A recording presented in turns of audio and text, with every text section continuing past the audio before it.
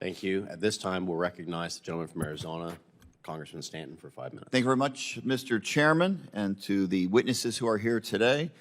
This hearing is about our relationship with Mexico, but I'll start with China, because China is America's #1 economic competitor on the global stage. And make no mistake, they have their eye on the Western Hemisphere. They're heavily invested in Latin American countries, trying to curry favor.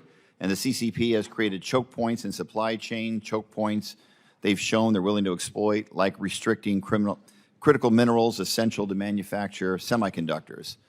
Mexico, meanwhile, is a critical ally in the ability of the United States to stand up to China. They're the United States' top trading partner, not just for food and commercial goods, but for important manufacturing items like high-tech power and data cables necessary for AI infrastructure. They're interested in building out a North American semiconductor ecosystem, and they're perfectly situated for nearshoring, so that if it doesn't make sense to move particular supply chains directly in the United States, those jobs can exist in a nearby allied country. In short, a strong U.S.-Mexico relationship is critical to winning the economic competition with China.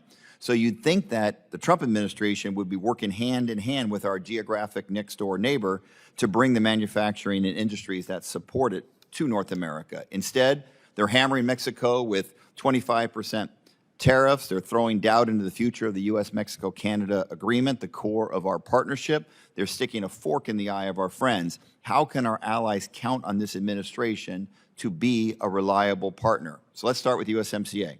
This incredibly successful trade deal negotiated in Trump's first term with bipartisan support is up for review next year. If we want a predictable, secure supply chains that diversify away from China, we have to get this review right.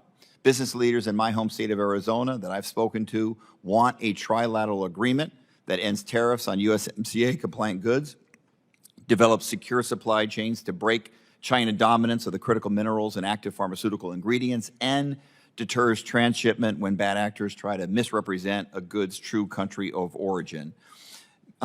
Ms. Duhom, briefly, how can State Department work with USTR and Mexico to stop transshipments from China?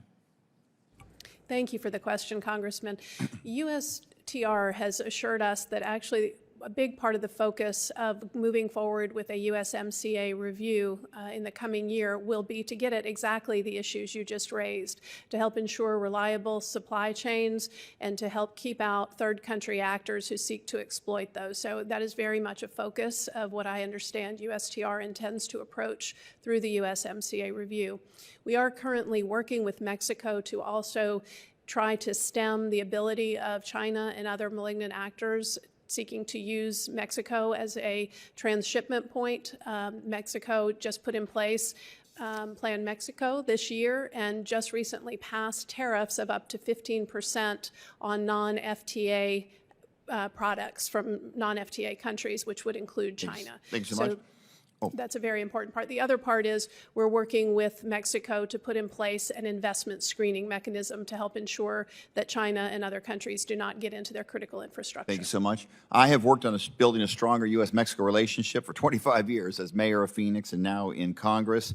I know how important they are, but I also know that as we need to be a better partner with Mexico, Mexico needs to be a better partner with the United States. Business leaders have raised concern about Mexico's judicial reforms, as I have numerous times in this very committee. Those reforms enacted last year lower the eligibility criteria for all judges in the country and require them to be popularly elected to their positions, including the Supreme Court of Mexico. Some of those judges manage complex litigation, including trade disputes. My primary concern, and that of American business community, is that these reforms leave the Mexican judiciary vulnerable to transnational crime organizations or even foreign governments like the PRC.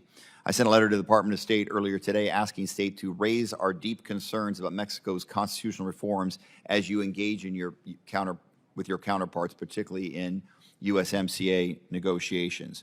Then there are a matter of the U.S. strikes in the Western Hemisphere, illegal strikes that can't help but color our conversations about the hemisphere. What happens in Venezuela today could happen in Mexico next. Indeed, the President has threatened as recently as last week that we would consider open to action, military action against Mexico. The Mexican government has more work to do to crack down on cartels and narco traffickers, and we should be demanding more accountability. At the same time, it is imperative that we prioritize investing in the U.S.-Mexico security partnership. If the president is serious about stopping narco trafficking, he would not be cutting the Bureau of International Narcotics and Law Enforcement by 90%, including funds for U.S.-Mexico counter-narcotics. If the president is serious about stopping narco trafficking, he would end the military buildup in the Caribbean and put resources towards fortifying legal ports of entry, where more than 80% of the drugs that enter this country are trafficked through. I won't have time to ask my questions because of the time, but I will submit them for the record, and I will yield back. Thank you, Chair. Thank you so much. At this time, we'll recognize the gentleman from